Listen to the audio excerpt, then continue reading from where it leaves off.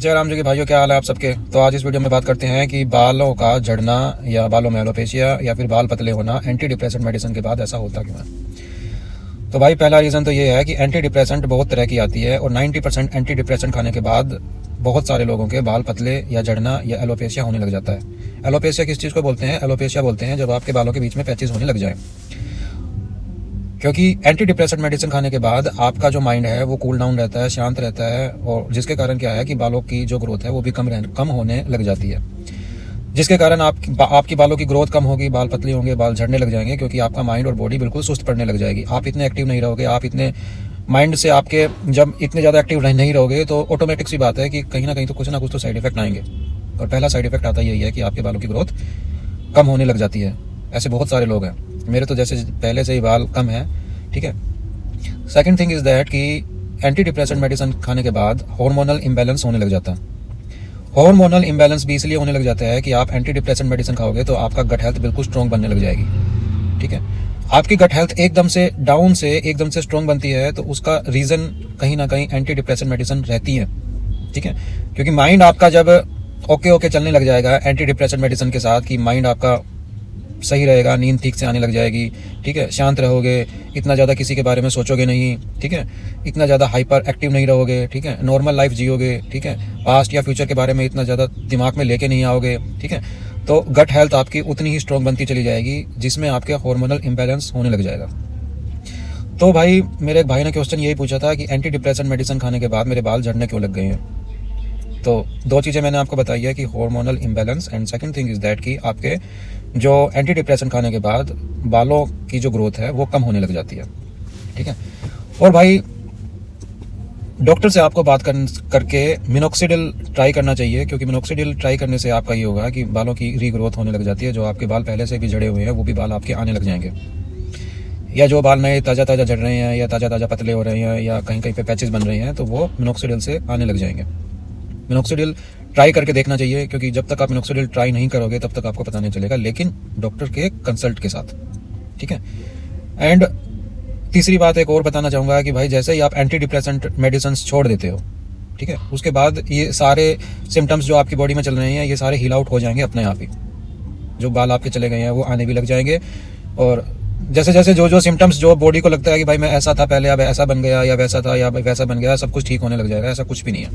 Anti depressant medicine आपकी body को ठीक करने के लिए दिया जाता है ताकि आपका माइंड ओके हो जाए, आपका जो पेट है वो सही रहने लग जाए, IBS D, IBS M या IBS C सब कुछ ठीक हो जाए, ठीक है। सो बालों की टेंशन मत लीजिए भाई, क्योंकि और टेंशन लाइफ में बहुत सारी रहती है, बालों की टेंशन के साथ क्यों जी रहे हो, ठीक है। अपने भाई को भी देख लीजिए।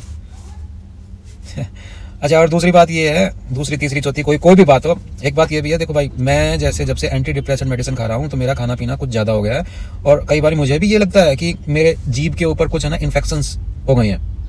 बट फिर मैं ये सोचता हूँ कि क्या हो गया यार, मैं इतनी सारी चीज़ें खाता हूँ, कुछ गर्म चीज़ें खाने के बाद हो सकता है इन्फेक्शन हो गया, हो जाएगा ठीक अपने आप, क्या सोचना, जितना सोचोगे दिमाग उतना चलेगा, उतनी चीज़ें बिगड़ेगी, कोई फायदा नहीं है। अच्छा, कई बार ये होता है मॉर्निंग में जब मैं उठता हूँ और शावर की साइड जाता हूँ, नहाने के लिए जाता हूँ, तो मेरे पूरे पैरों के ऊपर है ना दाने दाने से होने लग जाएंगे, उसमें खारिश होने लग जाती है। फिर माइंड में ये आता है कि भाई रात को मैंने एंटी डिप्रेसेंट मेडिसिन खाई थी, कहीं उसके साइड इफेक्ट तो नहीं है ये, ठीक है। बट नहाने के बाद जैसे ही नहा के बाहर निकलता हूँ और थोड़ी देर बाद जब देखता हूँ तो सब कुछ ओके है।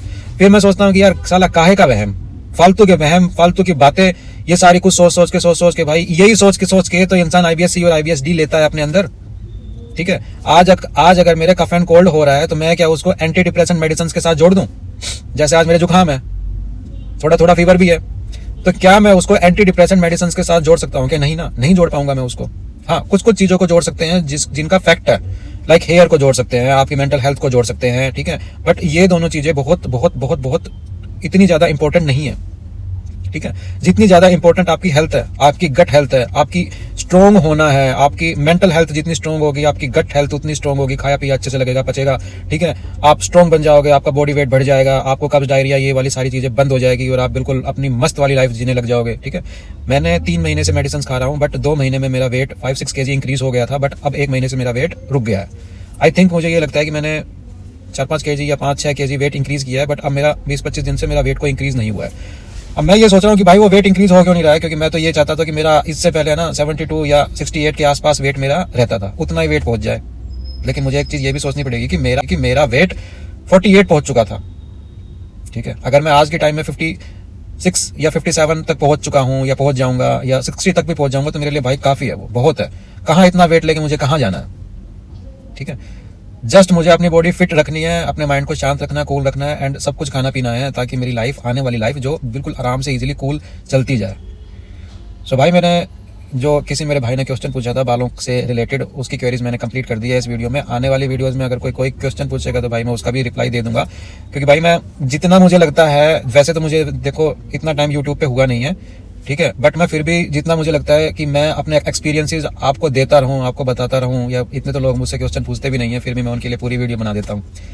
तो भाई जितने मुझे एक्सपीरियंस है मैंने जितने 5-6 साल तक फेस किया है इन चीज़ों का, और एक्सपीरियंस अब जिन चीज़ों का ले रहा हूँ तो वो मैं आपके साथ शेयर करता रहता हूँ। तो भाई like my channel, like my videos, subscribe my channel, ताकि मुझे मोटिवेशन मिलता रहे नई नई वीडियोज़ बनाने का। और भाई कोई आपके सवाल जवाब हो तो ज़रूर पूछा कीजिए, ताकि मुझे भी पता लगता रहे कि भाई IBS में ये चीज़ें चलती हैं, ठीक है।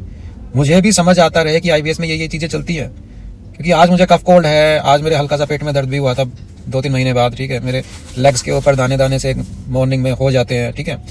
और जीभ के ऊपर इन्फेक्शन सा होने लग गया, हो सकता है कि वो बादाम खाने से या फ्लैक्स सीड्स खाने से हो गया हो। हालांकि सर्दियाँ चल रही हैं बट फिर भी मैं ये चीज़ें खाता हूँ, तो भाई हो सकता है कि दाने हो गए हों, ठीक है।